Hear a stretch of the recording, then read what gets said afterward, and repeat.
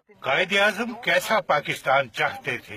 اس کے لیے قائد اعظم محمد علی جناح کی 11 اگست 1947 کو قانون ساز اسمبلی میں کی گئی تقریر کو جاننا ہی کافی ہے۔ یہ وہ تقریر ہے جسے 1977 تک ریڈیو پاکستان سے نشر کیا جاتا رہا، مگر بعد میں اس تقریر کا ریکارڈ ہی غائب کر دیا گیا۔ اس تقریر میں قائد اعظم نے مستقبل کی ریاست کے بارے میں اپنے تصورات کو نہایت واضح طور پر بیان کیا تھا۔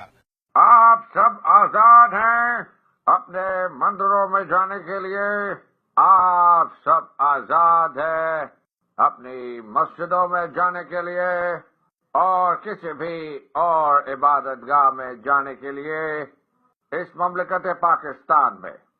آپ کا تعلق کسی بھی مذہب، ذات یا عقیدے سے ہو، مملکت کا اس سے کوئی سروکار نہیں۔ اقلیتوں کے اور غیر مسلموں کے سیاسی اور شہری حقوق کے بارے میں قائد اعظم کے خیالات کی عکاسی ان کی تقریر کے اس حصے سے ہوتی ہے جس میں وہ پاکستان کے ہر شہری کے حقوق اور فرائض میں کسی تقسیم کی نفی کرتے ہیں۔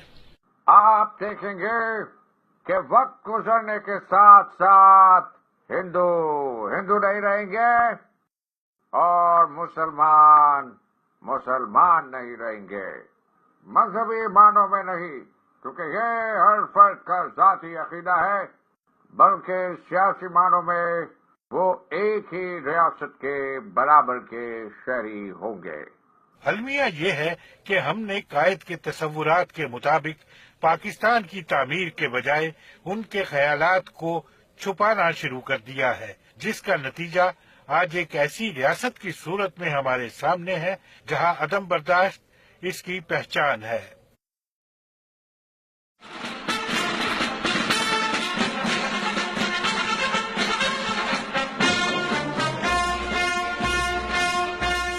آج کے پاکستان میں اقلیتیں کہیں نظر نہیں آتی، مگر جب پاکستان بنا تو ایسا نہ تھا۔ اقلیتوں کا پاکستان کے قیام میں کس قدر اہم کردار تھا، اس کا اظہار پاکستان کی پہلی کابینہ کے ارکان سے ہوتا ہے۔ غیر مسلموں کے قیام پاکستان میں قربانیوں کا اعتراف قائد اعظم کو بھی تھا، اس لیے وہ باقاعدگی کے ساتھ عیسائی، پارسی اور دیگر اقلیتوں کے رہنماؤں کے ساتھ رابطے میں رہتے تھے۔ قیام پاکستان کے بعد انہوں نے غیر مسلموں کو اہم ترین عہدوں پر تعینات کیا۔ دلچسپ بات یہ ہے کہ پاکستان کی پہلی کابینہ میں کوئی مذہبی رہنما نہ تھا، بلکہ وزارت مذہبی امور ہی نہ تھی۔ وزارت خارجہ کی تشکیل اور رہنمائی کے لیے انہوں نے سیموئل مارٹن کو ذمہ داری سونپی۔ پاکستان کے پہلے وزیر خارجہ سر ظفر اللہ تھے، جو قادیانی تھے۔ جوگندر ناتھ منڈل قانون و امور و کشمیر کے وزیر تھے، جو ہندو تھے۔ فرینک ڈی سوزا وزیر ریلوے تھے۔ چنتو لال بھیور متحدہ پاکستان کی اسمبلی کے ڈپٹی اسپیکر تھے۔ 1946 میں